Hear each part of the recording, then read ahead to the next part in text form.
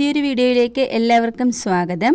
ഇന്ന് വളരെ എളുപ്പത്തിൽ ഉണ്ടാക്കിയെടുക്കാൻ പറ്റിയ നല്ലൊരു പഞ്ചാമൃതത്തിൻ്റെ റെസിപ്പി ഒന്ന് കണ്ടു നോക്കാം.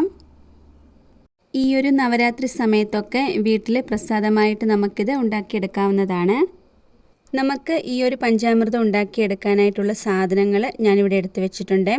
ശർക്കര വേണം, ഇത്രയും വേണ്ട. ഞാനിവിടെ 1 കപ്പാണ് എടുക്കുന്നത്. പിന്നെ ഒരു 4-5 പൂവൻ പഴം, അത് നന്നായിട്ട് പഴുത്ത് തന്നെ വേണം.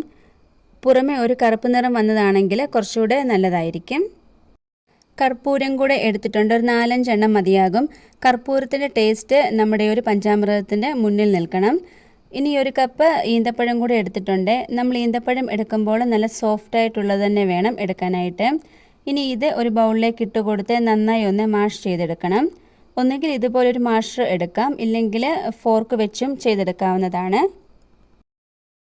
പഴം നന്നായിട്ട് തന്നെ ഉടഞ്ഞു കിട്ടിക്കഴിഞ്ഞാൽ ഇതിലേക്ക് ഈന്തപ്പഴം ഇട്ട് കൊടുക്കാം. എന്നിട്ട് ഇതും കൂടെ നന്നായിട്ടൊന്ന് ഉടച്ചെടുക്കണം.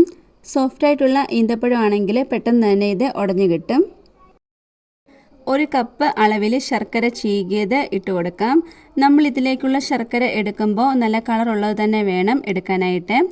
ഇനി ഒരു വലിയ ടേബിൾ സ്പൂൺ അളവിൽ തന്നെ തേൻ ചേർത്ത് കൊടുക്കാം. എന്നിട്ട് ഇത് നന്നായി ശർക്കര അലിഞ്ഞു വരുന്നത് വരെ ഒന്ന് മിക്സാക്കി എടുക്കണം. ഇനി ഒരു 5 കർപ്പൂരം പൊടിച്ചത് ചേർത്ത് കൊടുക്കാം. കർപ്പൂരം ഒരു കാരണവശാലും ഒഴിവാക്കരുത്, കർപ്പൂരമാണ് ഇതിൻ്റെ ആ ഒരു ടേസ്റ്റ്. ഇപ്പോൾ ഇതെല്ലാം ചേർത്ത് കൊടുത്തപ്പോൾ ശരിക്കും പഞ്ചാമൃതത്തിൻ്റെ ആ ഒരു മണം തന്നെ വരുന്നുണ്ട്. തരികളൊക്കെ ഉണ്ടെങ്കിൽ അതൊക്കെ ഒന്ന് ഉടച്ചെടുക്കണം. ഒരുപാട് സാധനങ്ങളൊന്നും തന്നെ വേണ്ട ഈ ഒരു പഞ്ചാമൃതം ഉണ്ടാക്കിയെടുക്കാനായിട്ട്. റോബസ്റ്റ പഴം വെച്ച് അല്ലെങ്കിൽ കദളിപ്പഴം ഒക്കെ വെച്ച് ചെയ്തെടുക്കാവുന്നതാണ്. നല്ല പഴുത്ത പഴം എടുക്കുമ്പോഴാണ് കറക്റ്റ് ആ ഒരു ടേസ്റ്റ് വരുള്ളൂ. ഈ ഒരു നവരാത്രിക്ക് എന്തായാലും നിങ്ങൾ ഈ ഒരു പഞ്ചാമൃതം തയ്യാറാക്കി നോക്കണേ. ശരിക്കും ഇത് ഇന്നലെ അപ്ലോഡ് ചെയ്യേണ്ടതായിരുന്നു. അപ്ലോഡ് ചെയ്തപ്പോൾ വീഡിയോ മാറിപ്പോയി. നമ്മുടെ പഞ്ചാമൃതം ഇവിടെ റെഡിയായി കിട്ടിയിട്ടുണ്ട്. ശരിക്കും കറക്റ്റ് ആ ഒരു പഞ്ചാമൃതത്തിൻ്റെ കളറും ആ ഒരു ടേസ്റ്റും തന്നെ വന്നിട്ടുണ്ട്.